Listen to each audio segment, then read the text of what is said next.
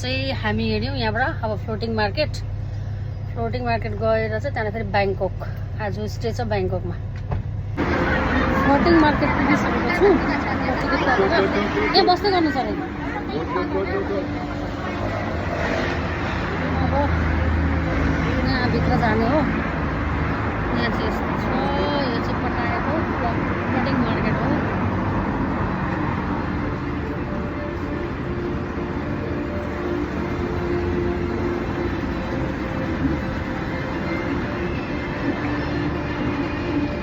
Floating market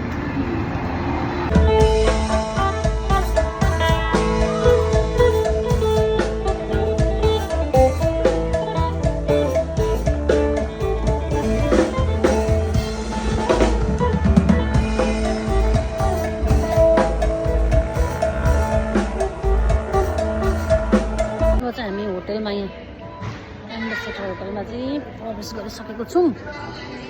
अब हेर्दैछु कता कता के हो रुमहरू।